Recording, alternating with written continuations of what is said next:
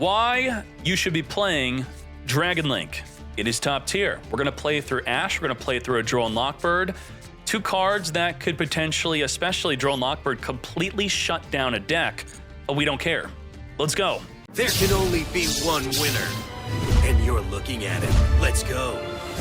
Lubellion is going to be searching for a Bystial here. Bystial's not as popular in other decks because of a Rise Heart, but we don't care. So we now cannot add from the deck to the hand. It's now legal. So we're going to be special summoning our Tracer, summoning our Seifert, going into the Striker, can't search for the field spell, we already have it, banishing for Magna Hut, tributing it for the Lubellion. Now, Lubellion is not going to be searching for a card. It's not something that is affected by Droll. We're setting up the Regained instead. Making a Hieratic Seal. We're going to activate to get poppin'. Now we get Ashed. All right, we got Ashed, we got Drolled, we're fine. Let's go. Let's see what else we can do. Well, if the Tracer resolves, we're locked into Dark Monsters only from the extra deck.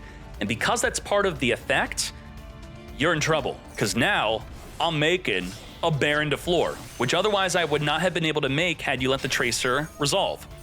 Under Droll, under Ash, we have a great field.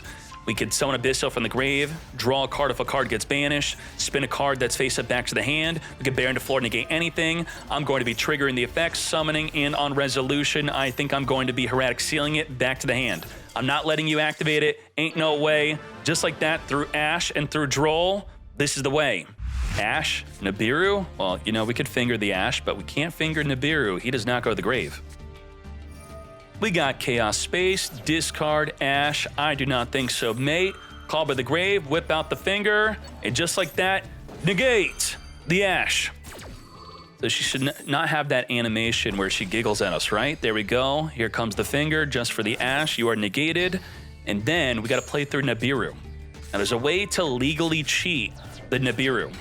It is by reading the delays. So right now, their field is not lighting up. We're on summon number 2. We're going to be searching for summon number 3. On summon number 5, their field is going to light up. That is going to legally tell you that they have a Nibiru in their hand. We're going to then summon number 4. Now the TCG, it's apparently illegal to have a dice and keep flipping it on every summon, which is kind of bluffing a Nibiru. Collapse Serpent gets searching for the Wyver Burster, and we're about to go into a 5th summon. How do we know that the Nibiru is here? Get ready. And what do we do about it? We're going to discard Absol activate, come to me, searching for the Rocket Tracer.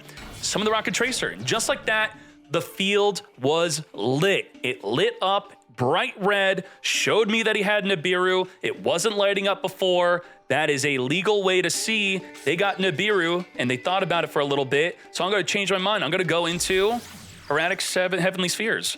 This card states that if it's tributed by Nibiru, I could summon any dragon from my deck. I could summon a Seifert. I could summon a Magna Hut. So you don't want to Nibiru this because I get additional effects. After we cheated the Nibiru, what do? We're going to force it by activating the Levineer to spin a card randomly from their hand back in the deck. Now, there's no way we're going to shuffle Nibiru back, right? Well, let's go. Banish 3 Dark, activate, and this is your last chance. I felt Nibiru, so I made Heavenly Sphere, so now he feels bad because he feels dumb that he revealed Nibiru. And this is your last chance. There's a 25% chance to spin it back. Back in the deck, you fool! Just like that, Nibiru is gone. We sniped it, and now, I mean, there's no way for me to know. Besides, magically, the field's no longer lighting up after I spun a card back in the deck. It's just like, the delays are gone. What happened, bro? I don't feel anything. So now that I feel nothing, I have a sneaking suspicion that I maybe spun back that Nibiru.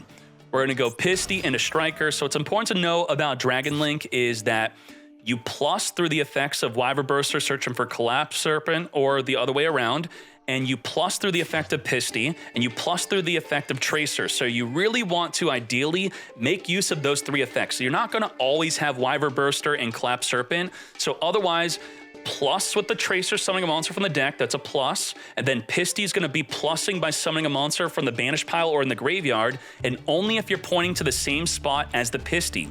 So the way to do that is you summon a Striker and then point to the same spot as the Pisty, or you make a Link 3, because you're not always going to have a level 4 or lower dragon to make use of the Pisty. So the other option is going to be, you're going to be making the triple burst dragon. This will be usable with your bigger Bestials. So if you don't have a level 4 or lower, make this into the extra monster zone. It points backwards with the Pisty, and just like that, you're going to be able to summon. Now, Pisty has a restriction. You can only summon dragon monsters, so you're going to then want the Striker to pop the Pisty. We'll show you that in a bit. Reborn the Tracer, whether it's banished, pop the Pisty, and add the Recharger. Now, the Recharger is going to be triggering from the hand because a monster from the extra deck was popped to then discard itself, target the monster that's popped, then summon a monster with a different name. So it could summon itself. Target the Pisty, just can't summon Pisty, resummon the Recharger, we are good. We're now going to be making Chaos Ruler. Now, what's important to note here is that if this was the Romulus, generally you would have Link 1, 2, 3, 4. That's Link 4. You can't make the Borland Dragon here. But if you make a Link 2 with the Striker and the Chaos Ruler, and then you resummon the Chaos Ruler from the graveyard with its effect, that's Link 2 plus 1, that's a Borland. So this is a free effect. Even if we completely whiff it, we could make Borland if we wanted with not the Hieratic Seal because we want to keep that in the field, but if you had Romulus, that's the normal play. So we played around Nibiru, then spun back the Nibiru. Let's randomly add a card to the hand. We add a Rocket Tracer, which we have the Boot Sector launch to special summon. Now we got Dark. That's going to be Chaos Ruler, Reborn back in the field. So that's an extra +1. So what do we have here? We have Link 1, 2, 3, 4. We want 5, and we don't want to use the Hieratic Seal. We're going to use the Boot Sector launch, launching the Rocket Tracer onto the field, which we already used its effect. And now we have Borland Dragon. This is incredible. You cannot chain to the negate. You can spin any card in the field back to the hand non-targeting. Let's go. And it cannot be targeted by monster effects. It's completely indestructible. Can't be destroyed by battle or by card effect. So he's going to be grabbing the Sleepy. That is fine. We're not going to negate yet. We could negate this if we want to.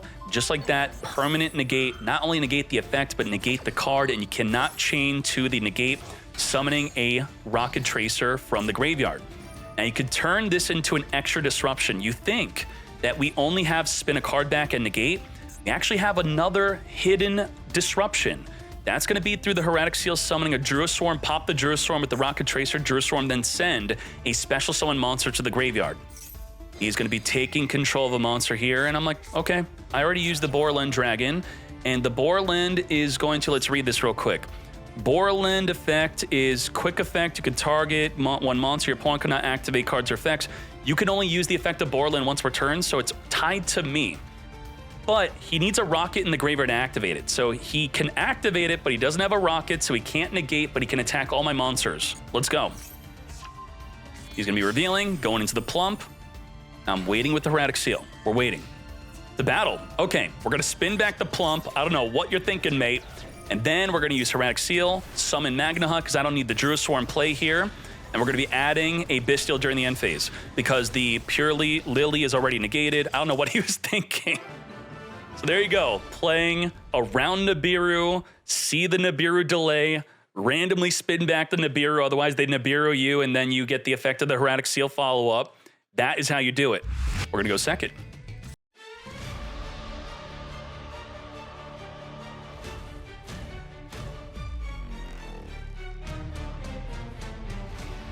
Let's see how we break this.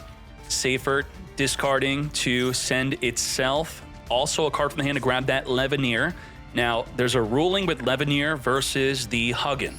Hugin's going to protect a card from destruction. So if you try to destroy the field spell, she'll banish. It's protected. It's annoying. But if you use a card like Levineer or Chimera, anything that destroys 2 cards at the same time, if you mark her for destruction plus another card, she cannot protect the other card because she is being destroyed also.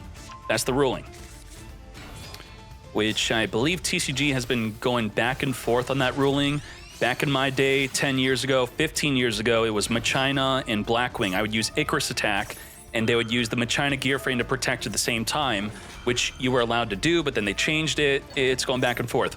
We're going to finger the Cricket so it does not summon itself from the graveyard. I do not think so, as the Striker searches from the deck.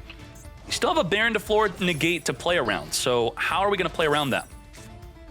And what's interesting about Leveneer versus Baron de Fleur is if we could set up a branded Regained or any other trigger effect, it will summon, it will be Chainlink 1. If you could Chainlink block it with Regained, then it can't negate. So I ideally want to be setting that up. And we could do so by sending a Lubellion from the deck to the graveyard. I'm not sure if I set that up exactly, but we'll see. Romulus is going to be where he chooses to negate, so before we even set up that Leveneer play, we can now whip it out. Leveneer needs to banish at least a light monster to get that double pop, and we got it. Pop the field spell and hug it at the same time. Now, I didn't know this at the time, but I didn't know he didn't have any runic cards in the hand. I could see that as soon as the Baron de Fleur already activated, the delays, their field lighting up, it was no longer lighting up. So I'm thinking, all right, you have nothing in the hand. Come forth and summon from the hand with the Boot Sector launch. We're going to make a dark. I mean, this is going to be the lethal play. We're going to be going into an Access Code Talker, into a Chaos Ruler. It's going to be 8,000 damage. Plus, we could wipe out any card in the field with the effect of the Access Code Talker. You want a +1 with Pisty also, always. You want to +1 with the Tracer.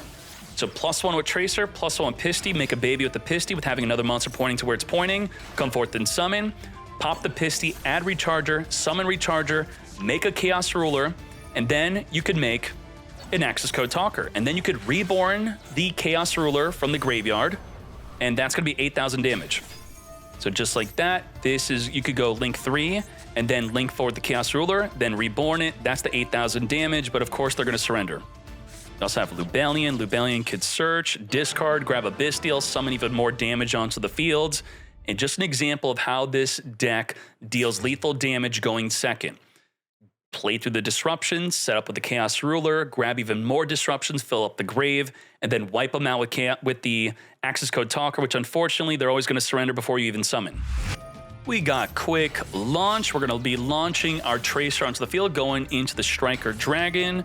The idea with the deck is going to be always to get the +1 off Tracer, get the +1 off the Collapse Serpent Wyvern Burster, get the +1 off of Pisty. There's the main three you want to get plus in. We just lost our Boot Sector launch, but that's okay. We're going to be banishing for our Bystial, now making Romulus. I can't even summon the Collapse Serpent because I don't have a light monster in the grave. Now, I could be sending the Lubellion Bystial from the deck to the graveyard. We're going to be searching for our Dragon Ravine. Magna Hut, banishing the Striker Dragon, come forth and summon, activate to search for a dragon during the end phase, tribute for the Lubellion, set up a branded card in the back row. The Regained is going to be a really good one. Every time a Light or Dark is banished, once per turn, we'll draw a card. If they summon, we'll summon a Bystial from the grave. Now we're going to be discarding the Collapse Serpent to send the Absolouter to grab the Rocket Tracer that I can normal summon. This is why you should not use Impermanence or Ash Blossom on a Striker Dragon if they did not normal summon, because you negate the ability to grab the Boot Sector launch, but now I could just search for the Rocket Tracer, I can normal summon it. Triple Burst Dragon, we were talking about earlier in another replay how the Striker Dragon is really good with Pisty, but it requires a level 4 or lower dragon in order to make use of the Pisty. Pisty being a high priority to use its effect, we need another monster to point to where it's pointing to, and that's where Triple Burst Dragon, not requiring a level 4 or lower, could use the Bystials or the Lubellion to make it, and now we can make use of the Pisty. Pisty reborn the Tracer, which is going to ensure that we're going to get the effect of Tracer, locking us into dark monsters only from the extra deck, popping a card we control to summon into our level 8 Synchro. Chaos Ruler. Chaos Ruler is here. Come forth. Let's do the top 3 cards of the deck. Oh, top 5, that is. Now, what if we completely whiff this? We could still make our Borland Dragon, so this is just additional. We have Chaos Space being sent to the graveyard. Now we could draw an additional card. We have Druid Swarm for more bodies on the field. Chaos Space, return a banished card back, get that draw, returning back the Striker Dragon. We can now make use of a Wyvern Burster. This is great. This is ideal. Because we have a level 4 tuner or non-tuner, we can now use the Borland to negate our own Wyvern Burster to make a Borreload Savage Dragon. Return the Pisty, negate our Wyvern Burster, summon the level 4 tuner, and let's go. Now we're going to have Borland, untargetable for monster effects, cannot be destroyed by battle or card effects. It will negate any monster on the field, cannot be chained to, plus our Omni Negate. Negate anything, plus negate any monster. And it's very difficult to even just deal with the Borland. So just simple turn 1, showing you how to set it up, knowing that that's enough to surrender. He scoops it. Let's go. I like playing my decks at 40. I think the average is people are playing the deck at 46. I could check real quick. So let's look on Dragon Link. Good tournaments only. 45 average. I cannot handle playing more than 40 if I could help it. I'll maybe initially copy a deck if I'm learning it above 40, if that's what I'm copying, but then I'll always cut it down to 40. I do not care. And yeah, something like this is how you want to play the deck.